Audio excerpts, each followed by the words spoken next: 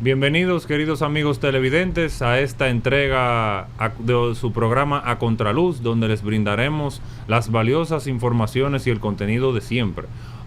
Esta edición con una entrevista estelar, Kevin, que tendremos. Sí, una entrevista muy importante, y también saludar a los amigos televidentes, una entrevista muy importante, porque es de un joven político de corta edad, aunque no lo aparente, pero que está incursionando en el ruedo político, muy preparado, y de verdad este es un programa que le da oportunidad a todas las personas a que expresen su idea, su proyecto político, y estamos haciendo el deber cumplido en el día de hoy con él. Vamos a estar conversando con Samuel Bonilla, quien es candidato a diputado por la circunscripción 2 del Distrito Nacional por el partido Opción Democrática, y muchísimas cosas más que vamos a estar compartiendo con ustedes en el día de hoy.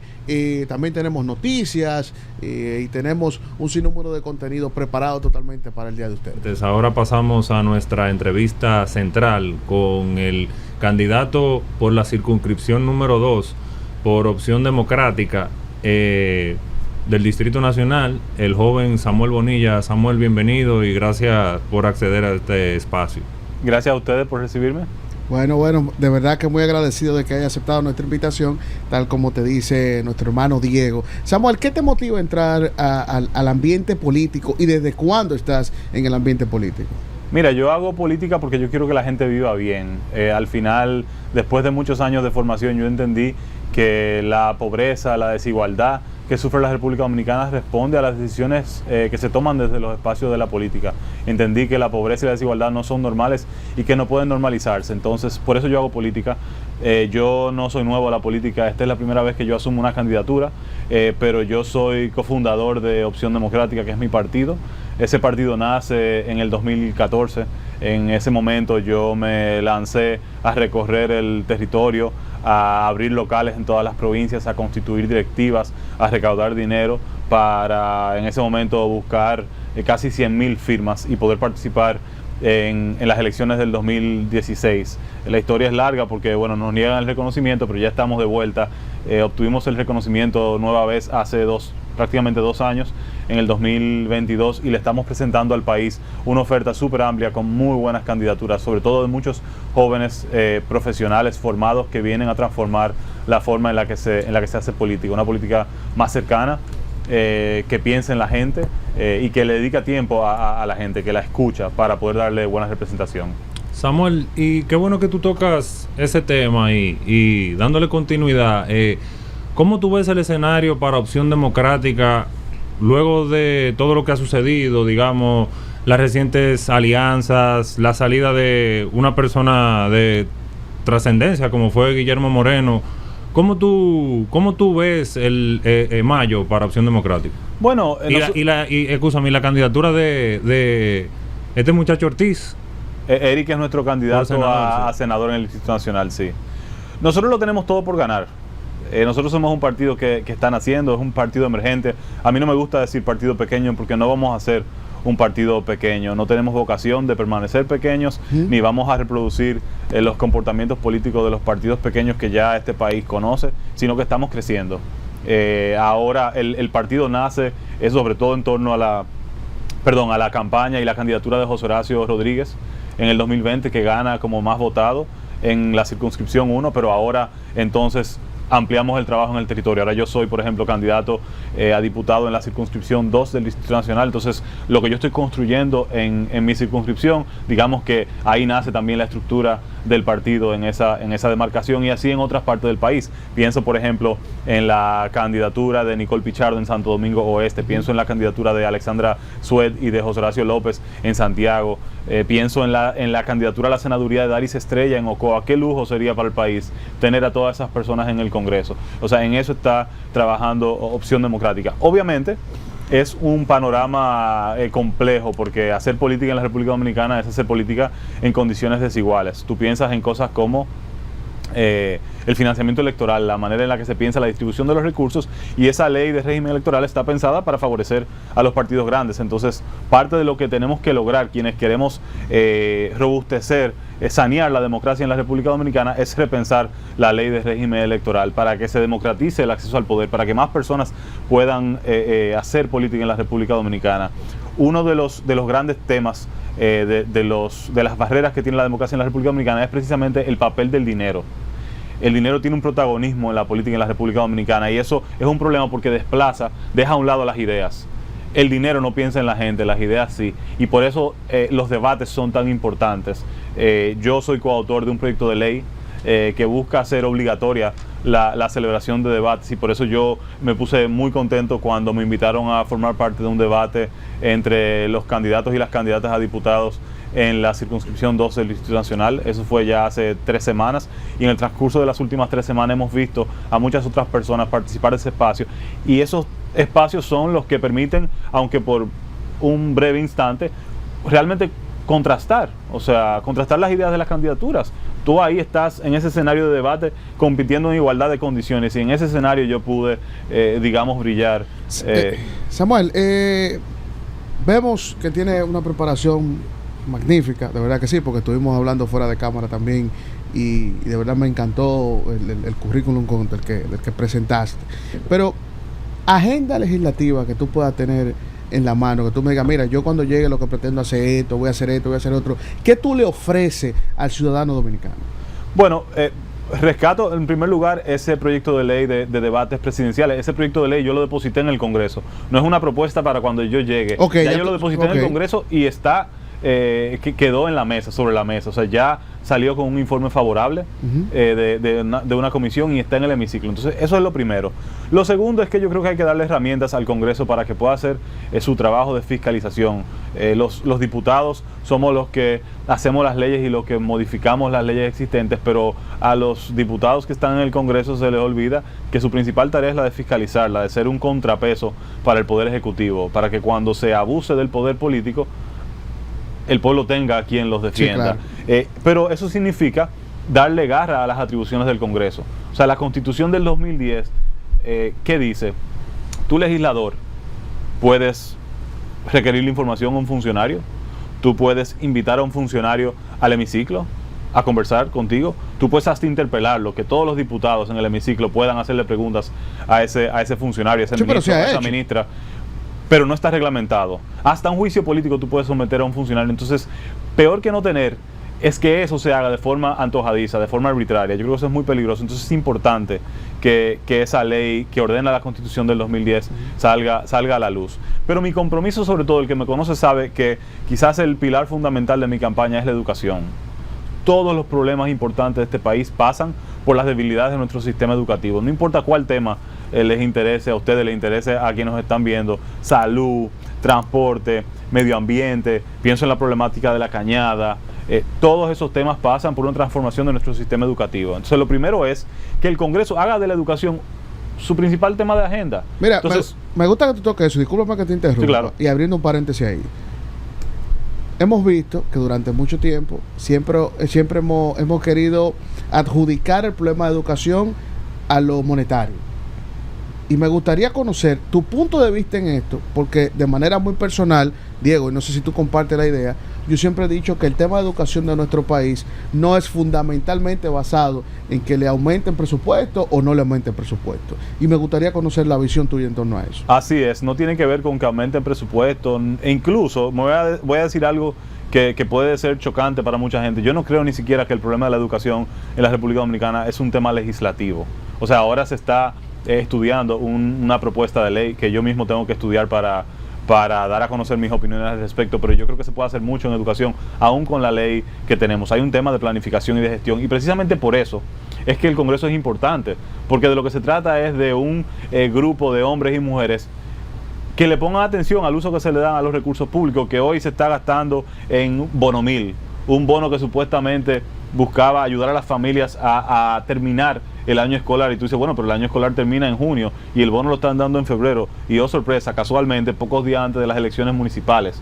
O sea, una gran parte de los esfuerzos que se ven desde el Ministerio de Educación no tienen que ver con el propio ejercicio de pedagogía que está en el aula, no tienen que ver con darle condiciones a las direcciones escolares para que puedan cumplir con los objetivos que traza el propio ministerio. Pero además, y yo lo decía en el debate, yo creo que lo más importante para tener una mejor educación en República Dominicana es sacar la política partidaria de la lógica con la que se toman decisiones en el Ministerio de Educación. O sea, una gran parte de la política partidaria entra en las capas que están entre la sede central, entre el ministerio donde se formulan las políticas y los centros educativos, en las regiones y en los distritos. Entonces ahora mismo, precisamente porque esas dos capas intermedias están llenas de política partidaria, no hay nadie que supervise a las escuelas, pero también hay que darle mayor autonomía a los centros educativos para que las direcciones escolares puedan tomar decisiones. Y eso no solamente es en las escuelas, es en la administración pública en sentido general. Tú tienes instituciones como el Jardín Botánico, que si por ejemplo hay una necesidad de repente de más de 600 pesos, o sea, se rompió una carreta, no tienen dinero para resolver problemas sencillos. Lo mismo pasa en una escuela, entonces tú tienes mucha gente buena. Pero espérate, lo que tú estás diciendo es que las escuelas tengan independencia. Que sean más autónomas, que tengan capacidad para gestionar los problemas de su localidad, porque también esa es otra cosa. Yo creo pero para eso están los distritos, Bueno, pero precisamente eso es lo que te decía, que tanto en las regionales educativas como en los distritos educativos hay mucha política partidaria. Y hay que sanear eso. Nosotros tenemos que fortalecer la calidad del servicio público en la República Dominicana, la calidad de la burocracia, que es la que mantiene al Estado funcionando, que es la responsable de que aquí tengamos bienes y servicios públicos. Y por eso una de mis críticas a esta gestión en particular fue precisamente porque cuando entraron al gobierno del 2020, lo primero que hicieron fue eliminar, a sacar a mucha gente de la administración pública que, por la razón que sea, tenían una experiencia importante acumulada. Y no hay memoria institucional, y eso pasó sobre todo en el segmento más importante de la educación, que es la educación inicial. Sacaron a muchos expertos en el segmento que todo el mundo sabe que define y condiciona la formación. Pero Samuel, no se habla de lo que dejaron. ¿En qué sentido? ¿A qué te refieres? Dejaron mucho de la administración pasada en este gobierno. Entonces, no podemos querer como parcializarnos con algo, convertirlo político. No. Donde si vamos a una lógica y vamos instituciones por instituciones, de hecho, el partido oficialista ha tenido inconvenientes internos por la cantidad de personas de la gestión pasada que aún siguen laborando. Yo creo que en esta gestión, en esta administración de gobierno hay sobre todo problemas porque contrataron a muchas personas que no vienen del partido. No, pero hay muchos de la gestión pasada. Y mi trabajo no es solo reconocer lo bueno, también es hacer las críticas. Y precisamente por eso vuelvo de nuevo al tema de la fiscalización. O sea, la responsabilidad del Congreso es defender los intereses del pueblo dominicano, no defender a otros diputados, no defender al gobierno. Es decir, señores, perdón, eso no es así. O se están robando 6 millones de metros cuadrados de área protegida en un fideicomiso.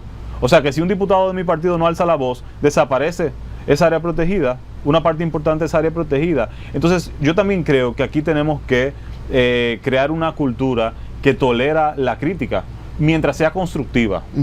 Porque que yo diga que se están mal utilizando los recursos públicos que van destinados al sector educativo no puede verse como una crítica partidaria al PRM, porque esos recursos al final son los que definen la calidad de vida del pueblo dominicano. Es en el pueblo que estamos pensando. Más bien yo lo que entiendo que cuando se haga la crítica, por ejemplo, el ejemplo que tú haces de que se están mal utilizando los recursos, tenga un fundamento, base, datos, por supuesto, que tú puedas decir, no, se están utilizando mal por esto. Y por eso te hablaba de la necesidad de esa ley de control político y fiscalización. Y te voy a poner un caso concreto para que no suene una cosa teórica. Matan a un muchacho en un destacamento en Naco. Y el diputado de mi partido dice, vamos a llamar al capítulo del director de la policía. Invita al director de la policía a que vaya a la Cámara de Diputados para que explique qué pasó. Porque hay un ciudadano dominicano que murió en manos de la policía. Y el director de la policía hizo caso omiso. Entonces no hay un régimen de consecuencias. O sea, ¿cuántos días tiene para responder? Y si no responde, ¿qué pasa?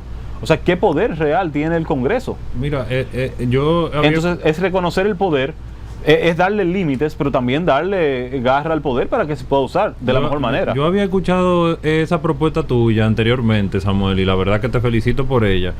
Pero creo que si vamos a fiscalizar, y creo que también ese debe ser el enfoque de los candidatos, de entender también que hay que fiscalizar el mismo Congreso. Por supuesto. Porque tú sabes cuánto es el presupuesto del Congreso. Bueno, te voy a hacer... 6 mil millones de pesos al año. A mí me parece fantástico. Por 24 mil millones de pesos, 400 millones de dólares. ¿Para qué? Y te lo voy a poner también, como hablamos de fondo y hablamos de malversación de fondos, el 4% de la educación, con un régimen legal que no esté a la par con ese monto, de un PIB que ahora está en 120 mil millones de dólares. son 5,000 millones de dólares por año. Señores, yo estoy 100% yo creo que nosotros no estábamos preparados para poder asumir la responsabilidad que viene con el 4%. Yo creo que lo que mismo tú propones quizá, y mira, se ha hecho lo que se ha podido realmente. Yo creo que hay que felicitar a la actual gestión. Este programa piloto del transporte eso transporte es lo mejor escolar que ha hecho educación. y programas como ese, yo creo que en eso iba a destacar que quizá la parte de los recursos ya no son una excusa. Ya no son excusas porque tenemos dinero. Ahora bien, lo que está faltando ahora es la contraparte de los recursos, que es atender la necesidad de base. Yo no estoy viendo, por ejemplo, que se estén formando mejores profesores, que se le estén dando mejores recursos, mejores entornos a los profesores para que puedan. Qué bueno que tú dices eso, precisamente, y déjame terminar con esto para ya moldearte un poco. Los congresistas, Samuel, hay congresistas que ven que no van a votar. Correcto. O tú ves que hay un ausentismo de 30% en una sala cuando se supone que deben de votan por leyes que no fueron leídas. ¿Cómo tú puedes votar por algo que tú no leíste? No, y ahí sí debe de haber régimen de consecuencias. Que le metieron una cláusula a última hora. Bueno, tú te debió de leer la cláusula de última hora y está listo. Es verdad que a veces no hay tiempo para... Yo reconozco esa parte, que quizás no haya tiempo para... Pero yo no sé cómo es que vamos a hacer las cosas si los congresistas no pueden leer y no pueden... Vamos a hablar del Congreso, pero quiero, simplemente porque tocaste el tema y me hiciste la salvedad de la necesidad de reconocer lo bueno y de criticar con base. Tú dices, bueno, pero no estamos formando maestros. Una de las luces de la administración anterior... Con una ADP que más que profesional lo que quiere es ser político de oposición. Bueno, y mañana empiezan las discusiones del alza salarial. O sea... Fíjate, que yo entiendo que no es el escenario en este país para eso. Una elección es el mejor. Como profesional, el director del ADP no debe. El presidente del ADP. Pero fíjate cómo se toman decisiones aquí. Fruto de un acuerdo entre el ministerio y la ADP, se decidió emplear a 9,000 personas y se aumentan salarios. Perdón, pero un ministerio de educación que se respete no toma decisiones sobre la base del chantaje. Eso no quiere decir que los profesores no merecen mejores condiciones de trabajo, lo merecen. Eso no quiere decir que yo no esté de acuerdo con que se le aumenten los salarios a los profesores.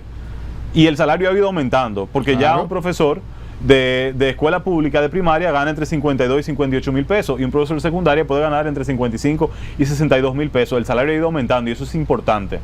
Y tenemos que darle condiciones de trabajo a los maestros, porque ir a una escuela pública a ver cómo trabajan, eso es un poema. Entonces, pero esas no son las formas en las que se toman decisiones. Entonces tú decías, tenemos que formar a los docentes. Una de las luces de la administración pasada, a propósito de reconocer lo bueno, la mejor decisión que tomó para mí la administración de Danilo Medina fue la aprobación de la normativa 0915, que establecía los estándares con los que formábamos a nuestros docentes. Esa normativa es fundamental. Establecía requerimientos de formación para los docentes que tenían que formarse de forma presencial, que si iban a ser profesores de matemáticas, por ejemplo, el 66% de sus créditos tenían que ser en matemáticas porque de eso van a dar clases, etc. Y en esta administración lo que hicieron fue darle con un palo a esa normativa. Redujeron los estándares. Tú puedes hoy, teóricamente, formarte como profesor de forma virtual. Completamente, tu formación puede ser virtual y ya tú no tienes que tomar tantas clases en la asignatura a la que tú te vas a especializar en las escuelas. Y yo denuncié eso porque mi ejercicio de fiscalización es un ejercicio incluso ciudadano, no solamente como diputado, que yo voy a fortalecer ahora porque voy a estar en el espacio donde eso se hace de manera profesional. Pero yo estoy 100% de acuerdo que esa fiscalización también tiene que ir para mejorar la calidad del Congreso. Hace casi un mes ya, el diputado de Opción Democrática José Horacio, junto con la bancada de candidatos legislativos, le hizo una propuesta al país de reducir el número de diputados en una cuarta parte, de bajar el número de diputados a 140, de eliminar las exoneraciones y de darle capacidad técnica a los diputados. ¿Por qué? Porque, por ejemplo, yo soy un especialista en temas educativos, fantástico, soy economista, fantástico, pero el día que tenga que tratar un tema ambiental, yo no soy experto en temas ambientales. Por ejemplo, hay una ley importantísima que está sentada ahí. Yo considero que la cantidad de diputados está bien. Ahora, lo que debemos de exigirle a los diputados, porque solamente es un premio que se le está dando a los diputados y no hacen nada. Por ejemplo, porque hay gente que dice, no, porque el diputado no es solamente fiscalizar, también están en comisión y trabajan en comisiones, tú dices, alegando de que pueden estar ocultos, escondidos y quieren decir que están trabajando. No. Pero, Samuel, vamos a una pequeña pausa y cuando retornemos, seguimos conversando mucho más contigo. Estamos nuevamente de regreso, amigos televidentes, en este programa A Contraluz, donde hoy tenemos nuestro entrevistado, el joven Samuel Bonilla, candidato a diputado por la circunscripción 2 del Distrito Nacional por Opción Democrática. Samuel, siguiendo nuestra conversación y remontándonos, Kevin, en el tema que dejaron en el tapete, ¿cómo tú ves, y quizá cambiándote un poco, tú ves la candidatura? O sea, la voy a enmarcar un poco. Tú dependes de la participación de Eric Ortiz en la boleta y como los diputados pasan por escaño, tú ¿te sientes confiado de que tú pasas en la 2 sin problema? Bueno, dos cositas ahí. Mi candidatura no depende de la candidatura de mi candidato a senador, Eric Ortiz. Antes había arrastre, ya no. O sea, que alguien pudiera teóricamente votar por un candidato a senador de otro partido y votar por mí, o al revés, pudiera votar por el senador de mi partido y votar por el diputado de otro partido. Pero está la ley de Holmes, ¿no? Sí, pero la ley de Holmes tiene más que ver con cómo se cuentan los votos dentro de la boleta, y mi boleta es una boleta aparte. La boleta de diputados es separada de la boleta de senador. Que si yo me siento confiado de que paso en la 2, yo estoy haciendo el trabajo. Yo creo que el que aspira a una candidatura, a menos que no sea dueño del erario público, no puede decir que está confiado. Yo estoy tratando de ganarme el voto de todos los ciudadanos conscientes de mi circunscripción. Mi circunscripción es una circunscripción grande y compleja porque es mixta. Es una circunscripción que concentra a mucha gente en estado de pobreza y también a una clase acomodada, y a ambas yo le dedico tiempo y a ambas me siento a escucharla, porque lo que yo he visto en el territorio es precisamente eso, que la gente no conoce a sus candidatos y sus candidatas y quiere ser escuchada. Entonces mis propuestas no son solamente ideas que yo traigo de mi vida profesional. Entonces, ¿tú no crees en la política en redes sociales entonces? ¿Tú no crees en la política en redes sociales entonces? Bueno, yo creo que es un complemento, porque es una forma de yo amplificar mi mensaje. O sea, yo estoy en una casa, le dedico media hora a una familia, a 10 personas, y yo mando el mensaje que le comuniqué a esa familia, y con ese mensaje le puedo llegar a 10,000 personas. Pero yo creo que el contacto personal es importante. Samuel, o sea, yo creo que a la gente le gusta mirarte a los ojos. Tu valoración sobre el tema de las 3 causales. Yo estoy de acuerdo con las causales. Yo creo que hay que defender el derecho a la mujer de decidir qué ella quiere hacer con su cuerpo. Creo que es un tema hasta de garantizar el derecho a la salud pública, a la atención médica oportuna. Incluso a mí me entristece que muchas veces esa discusión se da entre hombres. Y es un congreso mayoritariamente masculino, y son los hombres que están decidiendo qué hace la mujer en los momentos de más vulnerabilidad de su vida. Entonces yo creo que también es importante decir que apoyar las causales no significa apoyar el aborto, que es lo que mucha gente quiere hacer parecer. Yo creo que nadie quiere pasar por un aborto, eso es una experiencia traumática, y te lo está diciendo una persona que nunca va a tener que practicarse un aborto. Es más, que tú tengas la opción de decidir no significa tampoco que vas a interrumpir el embarazo. Hay muchas mujeres que van a optar por mantenerlo, por mantener el embarazo. Mira, Samuel, y discúlpame, Diego, han tildado en varias ocasiones a Opción Democrática como un partido de promover lo que es el tema de los LGTB. Yo quiero conocer tu opinión en base a eso. De hecho, creo que ustedes tuvieron un candidato a regidor, ¿verdad? Que tenemos muchos candidatos a regidores. Sí, pero que va muy de la mano con el tema de los LGTB. Nosotros tuvimos un candidato a regidor que era abiertamente una persona de la comunidad LGBTQI, sí. Y mira, yo quiero reforzar un poco, entrando ahí, antes de que tú respondas, Samuel, y también preguntarte, ¿cómo se intersectan esas agendas en el ámbito educativo? Por ejemplo, específicamente en el contenido que vamos a brindarle o que vamos a proponer que se le envíe a nuestros estudiantes, y más si tú estás promoviendo la inclusión de la atención inicial como parte de tu propuesta. ¿Qué contenido tú entiendes que se le debe de brindar y cuál no? Mira, yo creo que aquí hay muchas discusiones que se salen de contexto. Y es como con los jueces, que tú no puedes tomar una decisión sobre la base de un caso hipotético. O sea, hay mucha gente que dice, no, que si los varones, que si le ponen falda. Señores, el que va a la escuela va en uniforme. Esos problemas no existen. Yo creo que esos son formas de tratar de atacar a Opción Democrática. Si una persona llega en falda al colegio, es la familia. Pero al final, el punto de partida tiene que ser la realidad que vive la República Dominicana. Y la República Dominicana vive una realidad muy lamentable en el sentido de que es un país donde abunda el embarazo infantil, el embarazo adolescente, donde abunda el acoso sexual, donde las niñas y los niños son víctimas de mucho abuso en las escuelas y fuera de las escuelas también. Entonces, de lo que se trata es simplemente de educarlos para conocerse, para saber cómo defenderse. O sea, la educación inicial pasa hasta por darle el lenguaje, para que sepan decir no. O sea, no me gusta, no me siento cómodo. Es formar ciudadanos responsables, ciudadanos más autónomos. O sea, es eso, nada más de ahí. Nosotros defendemos la participación, o sea, la democracia. El fundamento de una democracia es la participación.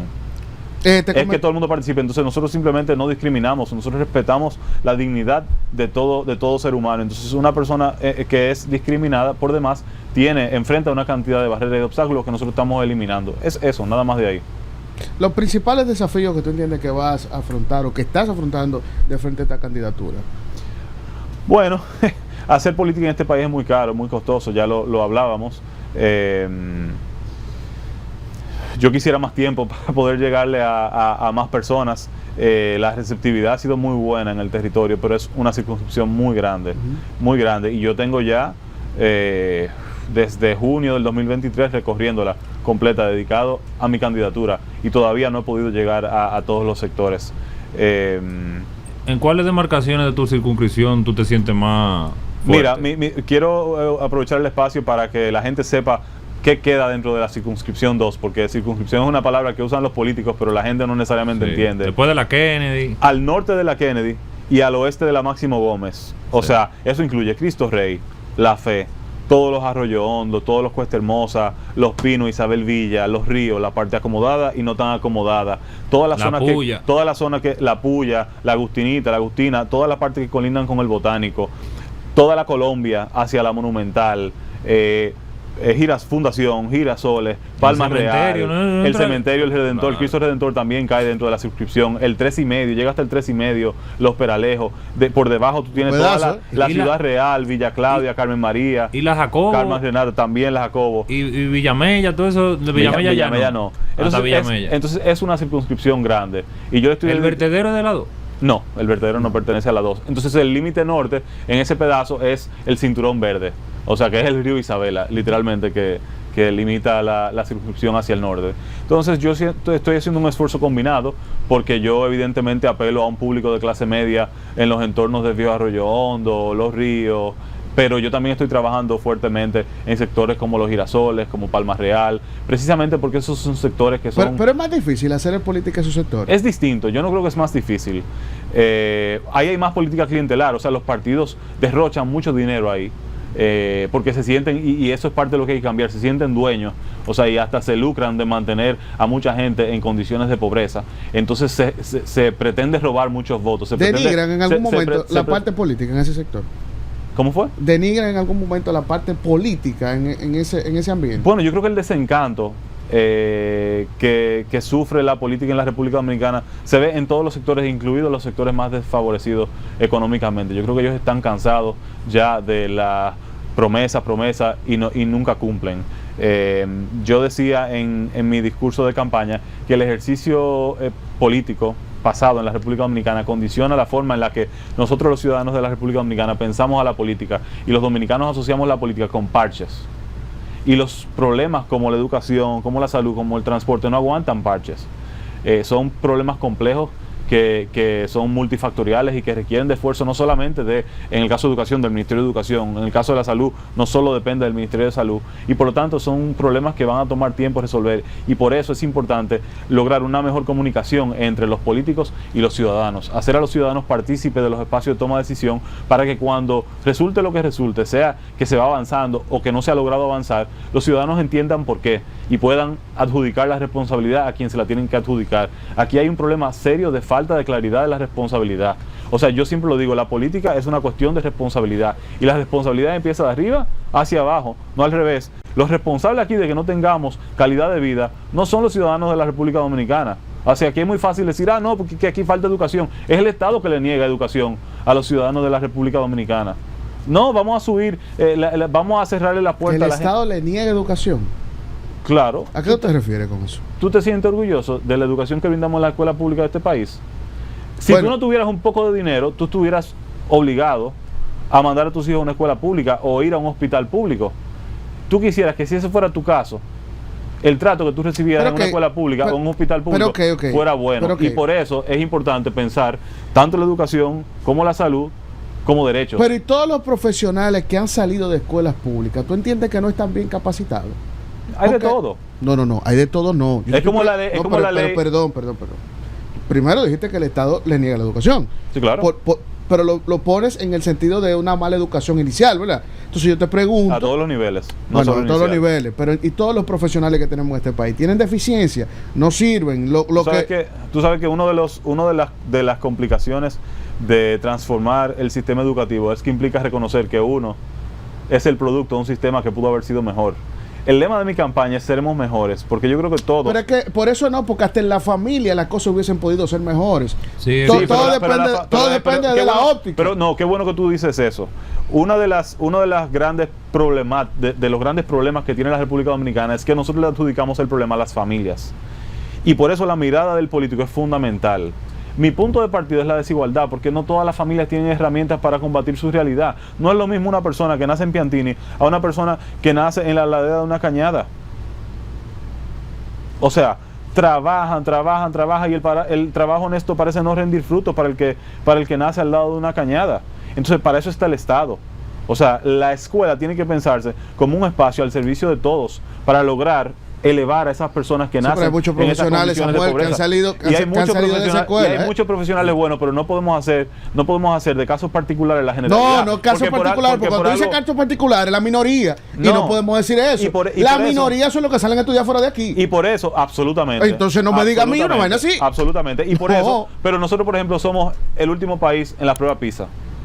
El penúltimo. Todos los años, todos los años. Entonces, yo no puedo conformarme. O sea, yo creo que lo malo sería conformarnos. No es conformarnos, Samuel, pero tampoco podemos, y te lo voy a decir un algo totalmente popular, no podemos aquerosear en su totalidad un sistema de educación que sí tiene deficiencia, sí la tiene, pero no podemos decir, primero, que el Estado Dominicano no le da la oportunidad de educación, y segundo, decir en pocas palabras que, coño, toda esa gente que salieron de estudiar en esas escuelas y que son universitarios y que ya son profesionales, son mediocres. No podemos hacer eso. Es que nosotros tenemos que trascender, para mí, el argumento sobre la base de la cantidad y pensar más en la calidad. No, pero escúchame, Samuel, yo creo que Samuel en ningún momento dijo mediocridad. Dijo que podemos apostar a más. Y en ese sentido yo creo que ven que nunca será suficiente para nosotros y para que no, en la vida nada es suficiente. Digan que ya llegamos al punto donde nos sentimos ni siquiera cómodos. Siempre tenemos que aspirar más, y es bueno que se aspire a más. La responsabilidad del Estado es elevar la calidad de vida de los ciudadanos. Sí, pero no podemos decir que no se le da la oportunidad Mira, en ese ámbito yo quería montarme un poco atrás en eso que tú mencionabas, Samuel, y la importancia de que a veces el legislador en su rol no incluye esa dependencia, esos ministerios y esos técnicos formados en ese sector, en la legislación que propone. Entonces también eso es parte de, como tú mencionabas fuera de cámara, como que cada quien atienda a su formación y a lo que sabe o potencialice esa expertise que sepa. También yo creo que debemos de sacar provecho, no solamente en el sector educativo, sino en cualquier sector en el que se vaya a legislar. Esa dependencia, esos órganos rectores, esos técnicos formados también de alguna manera u otra deben de ser tomados en cuenta, porque esa es la clave de la estrategia. Y antes de tú pasar con tu respuesta, vamos a pasar a una breve pausa y Samuel, cuando volvamos seguimos contigo. Bueno, amigos, gracias por seguir en sintonía con nosotros. Continuamos conversando con Samuel Bonilla. Sí, yo te iba a decir precisamente eso. Yo pienso en un tema, por ejemplo, como el tema de la cañada. El trabajo del Congreso se organiza en comisiones, precisamente para darle la posibilidad a los profesionales de que se dediquen a poner atención a la legislación de los temas que conocen, pero hay que darle apoyo técnico a los legisladores. ¿Por qué? Porque, por ejemplo, si tú vas a mi circunscripción, la 2 del distrito, el principal problema de la circunscripción, o uno de los principales problemas, es la cañada. Cada vez que llueve en la circunscripción 2 es un infierno para una gran parte de las familias. Porque no es que no hay una calle completa, es que hay sectores completos que no tienen calles asfaltadas. Yo pienso en Los Girasoles, yo pienso en Palma Real, sectores completos, en Fundación. Esos son sectores olvidados. Entonces tú dices, ¿cómo se resuelve el problema de la cañada? Yo recientemente me reuní con una experta, con una ingeniera en recursos hidráulicos, precisamente para entender cuál es el abordaje ideal de la cañada. Y cuando tú ves, por ejemplo, lo que hace este gobierno y lo que tradicionalmente se ha hecho en la República Dominicana es que intentan encajonar las cañadas, canalizarlas, mover el agua con tuberías. Pero eso es un problema, porque tú estás desviando el curso natural del agua, y eso lo que hace es que aumenta la erosión de tierra y aumenta la escorrentía pluvial. ¿Qué es la escorrentía pluvial? La cantidad de agua que no logra filtrarse al subsuelo. Pero además se piensa por sectores. Hay un sector que dice, y con razón, estoy desesperado, tengo el agua al cuello, no sé, en Los Girasoles, lo que fuera, y entonces vienen a Los Girasoles y crean una tubería para mover el agua. Pero también hay un problema de cañada en Arroyo Hondo, y también hay un problema de cañada en los ríos, y lo que están haciendo es creando un desastre más grande. En lugar de crear una capa vegetal que proteja a los ciudadanos, permitir que el agua fluya, de repente buscar un plan para ver cómo se fortalecen las viviendas. Primero yo considero que hay que ver... Ciudades esponjas. Y eso pasa, y el problema no es la cañada, el problema es el crecimiento de la ciudad sin planificación, porque tú ves el cinturón verde del 93. Señores, pero no hagamos un basura. Y una gran parte de la circunscripción está construida dentro del cinturón verde. Pero nosotros conocemos que hay muchas familias, hay una población muy grande que vive muy próximo a Cañada y mucho casi arriba de la Cañada. Claro. Que no es un tema de que no, que el gobierno, que no, porque hemos vivido situaciones donde el gobierno saca muchas familias de la Cañada y vuelven a mudarse, igual que a la orilla del río, y vuelven y se mudan ahí. Primero yo considero y entiendo que los ciudadanos debemos hacer un trabajo de conciencia. ¿Tú sabes lo que pasa? Yo entiendo. Ahora, eso creo yo. ¿Tú sabes lo que pasa? Por eso yo te decía porque si seguimos acomodando al que está haciendo las cosas mal, no podemos pedir realmente consecuencias. Es que yo creo que por eso es que es importante ir al territorio, porque cuando tú vas al territorio y tú ves que ahí no hay manera de tú disponer de tus desechos, por ejemplo, yo los entiendo, yo empatizo con los ciudadanos. Cuando tú ves que un ciudadano no tiene dónde echar la basura, yo entiendo que esa persona prefiere que el frente de su casa sea un vertedero y no su casa, o que el frente de un negocio sea un vertedero y no su negocio. O sea, hablar de un camión de basura en alguno de esos sectores es un lujo, porque los camiones de basura no llegan, porque no hay calles. Entonces sí, hay que pensar en temas de gestión de residuos sólidos, hay que pensar en temas de vivienda, hay que combinar todo eso con educación, porque hay que enseñarle a la familia dominicana a gestionar sus residuos sólidos. O sea, no es una solución única, es un problema complejo, y por eso yo creo que lo que más le hace falta al Estado dominicano, a este y a todas las administraciones, es una visión cohesionada del manejo de los recursos en el territorio. Sí, porque mira ese mismo tema del desagüe, yo te iba a conectar con que aquí en la 1 hay muchos problemas y todo data en falta de inversión de tubería desde los años 60, o sea, ahí hay que hacer una inversión y obviamente no podemos ver la 2 sin la 1 o la 1 sin la 2. Bueno, las fuentes de agua no conocen demarcaciones políticas, el río no dice, ay, llegué a la circunscripción 2, déjame parar aquí, o ay, llegué a la... No, es más, una de las cuestiones fundamentales a entender con ese tema es que el tema del manejo de las aguas en la República Dominicana es un tema supramunicipal.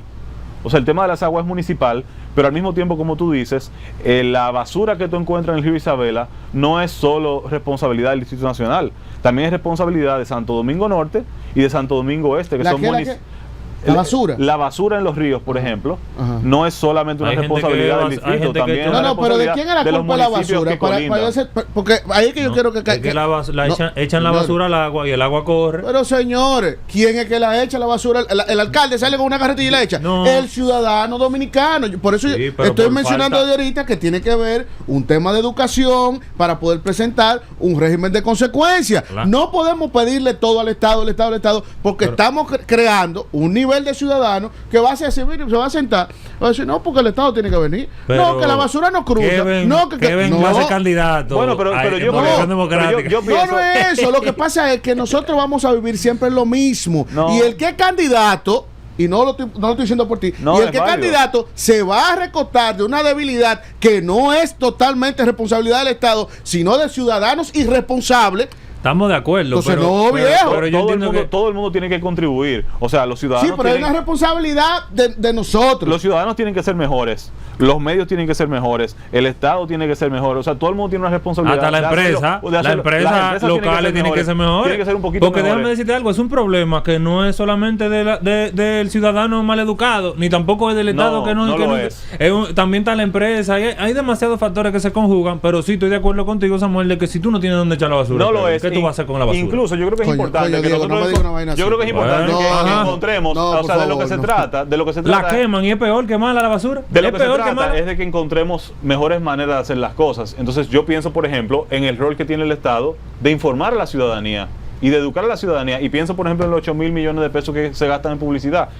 Una gran parte de ese dinero puede ir a una publicidad. Ahí es que está.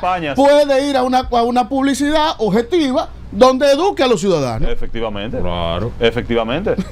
y entonces hay que fiscalizar esa publicidad. Pero, esa cantidad de dinero que se destina a eso, hay que fiscalizarlo. Pero mira, volviendo al tema. Y si no hay un Congreso, los gobiernos nunca van a dejar de despilfarrar el dinero que están también fiscalicemos el Congreso, como dice Diego. Volviendo al tema del manejo de los... Y perdóname que te interrumpa, porque yo quiero volver a eso. Al Congreso llegan 685 millones de pesos de ayudas sociales que desvirtúan el rol de las instituciones públicas. Entonces, ¿tú sabes cómo se resuelve eso? Que no vuelva a llegar un presupuesto al Congreso Nacional que incluye esos fondos. Que son fondos por demás inconstitucionales que están divorciados de la justicia. Solo dice tú ahora que no eres diputado todavía. No, pero yo te lo voy a poner de esta forma. No es que no. De afuera es muy bueno. Déjame ponértelo de esta forma, realmente. Porque también eso es algo que tiene que tener el legislador dominicano. Debemos ser realistas. Tú sabes que hay medidas que están muy bien y se aplauden realmente, son transparentes, pero van a tener alguna mínima de que van a pasar. ¿Tú sabes por qué yo te digo eso? Porque para mí es muy fácil decir, yo no voy a coger barrilito porque no lo voy a coger. No lo voy a coger, no me interesa. Y tengo un caso ya del único... Pero perdóname, tenemos un diputado en el Congreso. Tenemos un diputado en el Congreso que es José Horacio, que ha renunciado a él y que ha renunciado a las 2 exoneraciones que le tocan por ley. Pero para mí es muy fácil decir eso. Pero eso es populismo, precisamente yo no quiero que caiga simplemente en que Samuel es un hombre honesto. No, porque si eso vamos, el presidente no recibe su sueldo tampoco. No es que no lo recibe. Está destinado. Pues habla claro. Es que yo creo que eso manda un mal mensaje también, porque eso es lo que está diciendo, es que el que hace política tiene que tener dinero. Si él hace su trabajo, pero al igual que José Horacio, si no necesita los fondos, entonces, ¿de dónde José Horacio tiene dinero para ayudar? No es su salario. Pero perdón, ¿de dónde son los fondos de José? Porque el político, sea chiquito, sea grande, sea mediano, debe de ayudar, tiene una parte social. ¿De dónde salen los fondos de José Horacio? Ese no es el trabajo de un legislador. Está bien, eso lo conocemos, pero no es la naturaleza política de nuestro país. Un diputado tiene que tener hasta un plato de una casa, hermano. Nosotros tenemos que cambiar. Ay, sí. Es que eso está bien. Es que eso suena como pretexto. Entonces yo prefiero buscar una solución definitiva al problema. Por eso te estoy diciendo que lo saquemos del presupuesto. No soy yo, es todo el mundo. Es precisamente por eso. Eso no causaría mayor desigualdad. Si tú, por ejemplo. ¿Tú sabes lo que pasa? Que el presidente nunca lo va a hacer porque a él le conviene tener su maquinaria política engrasada. No, porque realmente. ¿Pero cuál presidente? ¿Cualquier presidente? Cualquiera, no es todo. Yo creo que el Congreso tiene capacidad de votar por su. No está secuestrado, digamos. Yo creo que es importante que se entienda que las críticas que yo hago no tienen que ver con que sea PRM, con que sea PLD. Evidentemente. Se critica lo mal hecho. Claro. Yo he hecho críticas. Y fuiste muy objetivo al principio con eso. Sí, y yo he hecho críticas, por ejemplo, yo entiendo que aquí hay que pensar la articulación del Estado y pienso, por ejemplo, que la primera dama no debería encabezar el gabinete de la niñez, pero no porque es Raquel Arbaje, es porque la primera dama no debe ser quien encabece el gabinete, porque ella nunca va a ser responsable. ¿Quién tú crees que lo debe encabezar? Un experto designado, pero no la primera dama, porque nunca va a asumir la responsabilidad. ¿De dónde? De la República Dominicana. De aquí. ¿Y hay gente capacitada aquí en el país para encabezar eso? No, te pregunto. Pero claro que la hay. Y yo creo que nosotros tenemos que mejorar poco a poco la composición. Ustedes tienen a Virginia como candidata a presidenta, ¿verdad? Yo quizás, tú no eres el candidato a presidente, pero imagino que debe de conocer parte del programa que ella está presentando.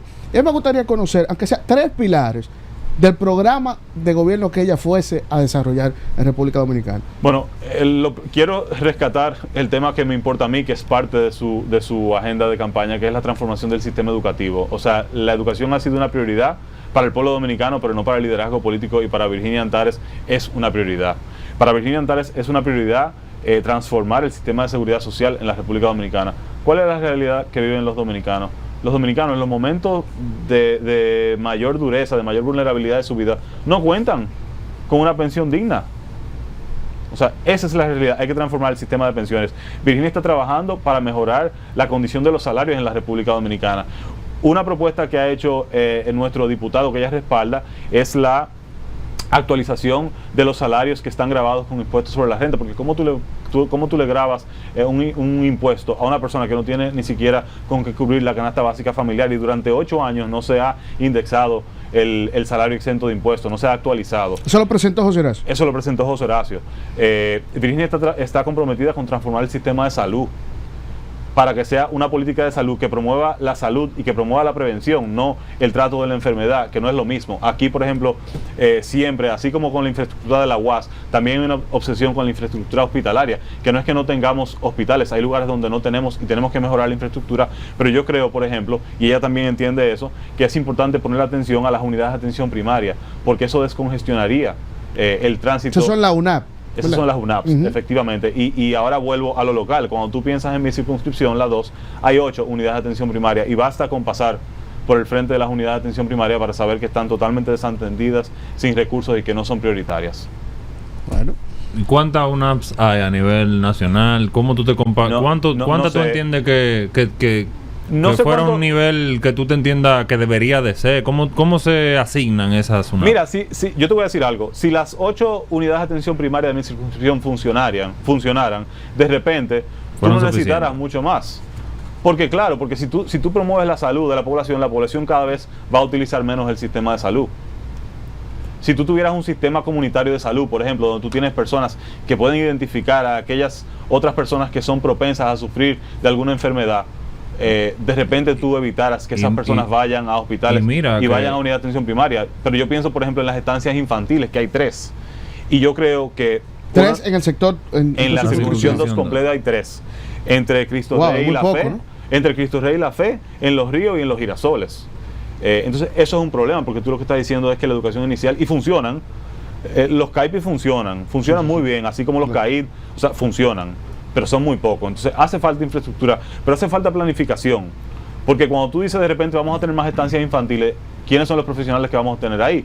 ¿Cuándo lo vamos a formar? O si están formados, ¿de dónde lo vamos a conseguir? Entonces eso no es algo que tú puedas anunciar de golpe. ¿Qué? Yo te he oído mencionar la regulación de los currículum educativo de la atención inicial. ¿Qué tú entiendes que es el contenido que debería de contener ese currículum? Mira, la formación a edades tempranas no es sencilla, porque no es un tema meramente académico. O sea, aparte de lo que te enseñan cuando tú eres pequeño, cuando tú tienes 3 años, es a interactuar, es a manejarte con respeto frente a otros niños, es aprenderte a gestionar tus emociones frente a otros niños. Se inculcan patrones de salubridad, patrones de higiene, se asegura de que los niños descansen cuando tienen que descansar. O sea, es una atención, por eso se llama centros de atención integral a la primera infancia. Entonces tú necesitas ahí especialistas de salud, tú necesitas especialistas de socialización temprana, o sea, es un trabajo complejo. Y no hay, y parte de la crisis que tiene el sistema educativo es que así como antes, cuando se empezaron a ofrecer las becas para que las personas fueran a estudiar, asistían, aún no por las razones idóneas, simplemente porque había una beca, ahora poca gente quiere estudiar educación. O sea, esa es la gravedad de la crisis del sistema educativo en la República Dominicana, que ya nadie quiere estudiar educación, y mucho menos a nivel inicial. ¿Tú entiendes que fuese justo proponer algún tipo de división de ese 4% entre edades, digamos, atención inicial, primaria, secundaria, universitaria?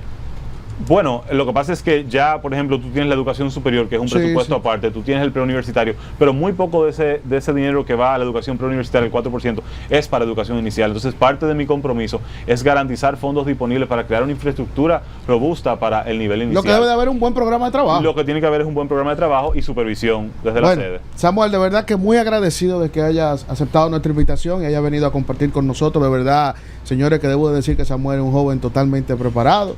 Y lo ha demostrado aquí, Diego, ¿verdad? Sí. De verdad que... Muchas gracias por tu tiempo, Samuel, y de tu casa. Gracias. Te auguramos todo el éxito del mundo. Un mensaje para la gente de tu circunscripción. Sí, yo les decía a ustedes que el lema de mi campaña es seremos mejores, porque yo creo que podemos ser un mejor país, y eso pasa por votar en la casilla 29 este 19 de mayo. Ahí van a votar para ganar educación, para ganar salud, para ganar más seguridad ciudadana. El 19 de mayo voten 29 por Samuel Bonilla. Bueno, muchísimas gracias, Samuel, y muchísimas gracias a todos los amigos televidentes. Nos reencontramos en otra próxima entrega.